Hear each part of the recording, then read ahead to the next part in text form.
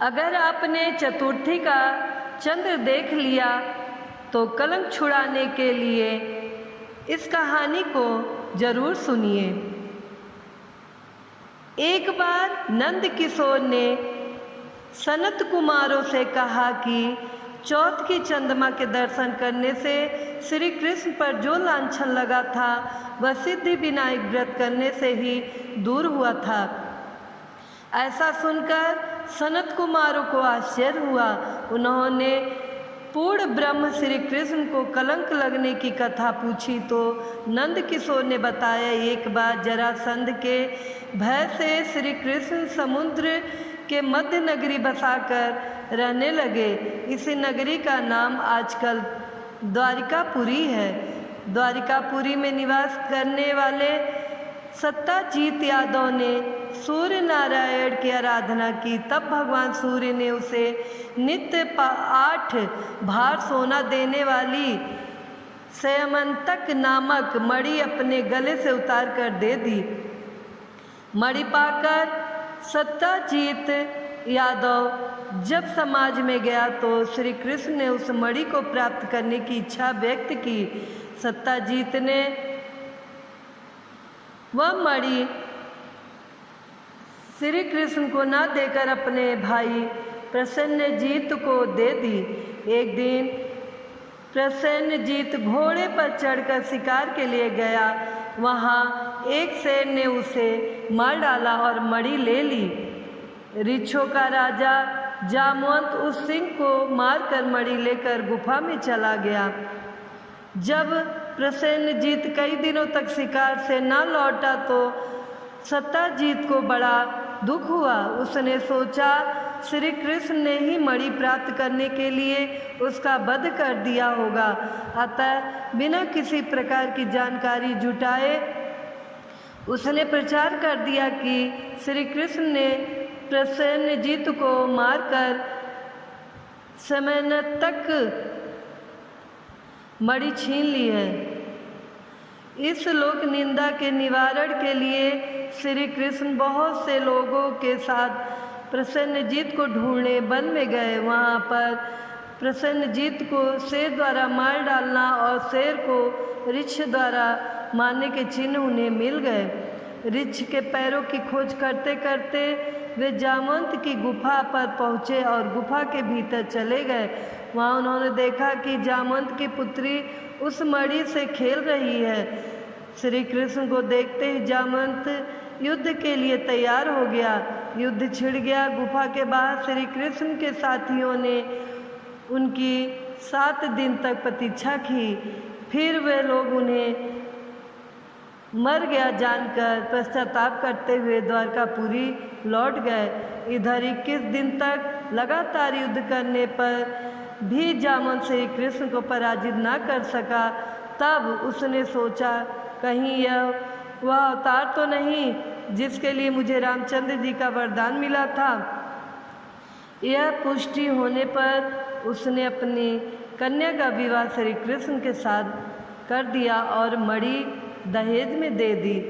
श्री कृष्ण जब मणि लेकर वापस आए तो सत्ताजीत अपने किए पर बहुत लज्जित हुआ। इस लज्जा से मुक्त होने के लिए उसने भी अपनी पुत्री का विवाह श्री कृष्ण के साथ कर दिया। कुछ समय के बाद श्री कृष्ण किसी काम से इंद्रप्रस्थ चले गए। तब अक्रूर तथा ऋतु वर्मक की राय से सतधन्वा यादव ने सत्ताजीत को मारकर मणि अपने कब्जे में ले ली।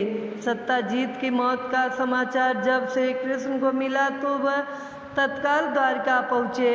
वे सतधन्वा को मारकर मणि छीनने को तैयार हो गए। इस कार्य में सहायता के लिए बलराम जी भी तैयार थे।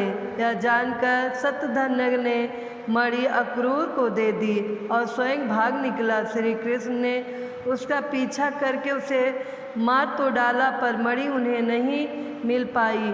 बलराम जी भी वहाँ पहुँचे। श्री कृष्ण ने उन्हें बताया कि मणि इसके पास नहीं है। बलराम जी को विश्वास न हुआ। वे अप्रसन्न होकर विदर्भ चले गए। श्री कृष्ण के द्वारका लौटने पर लोगों ने उनका भारी अपमान किया। तत्काल यह समाचार फैल गया कि समंतक मणि के लोभ में श्री कृष्ण ने अपने भाई को भी त्याग दिया।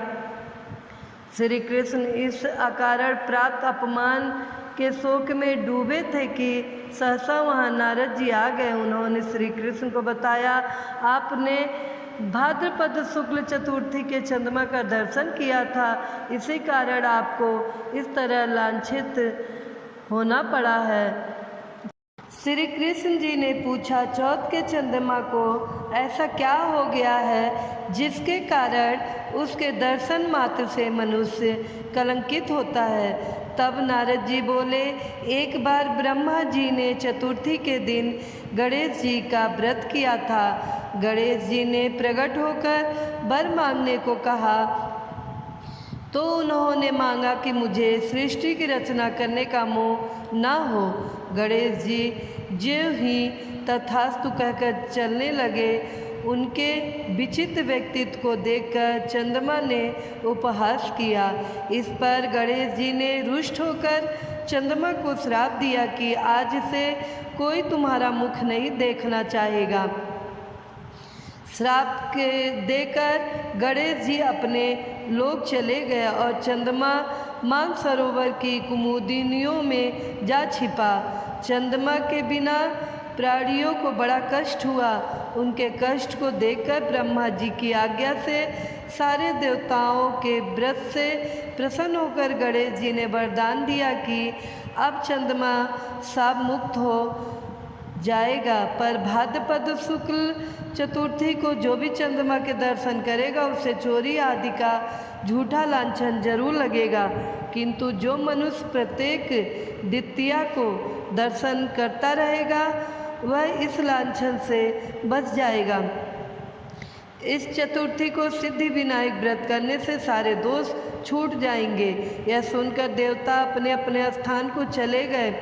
इस प्रकार भाद्र शुक्ल चतुर्थी को चंद्रमा का दर्शन करने से आपको यह कलंक लगा है। तब श्री कृष्ण ने कलंक से मुक्त होने के लिए यही व्रत किया था।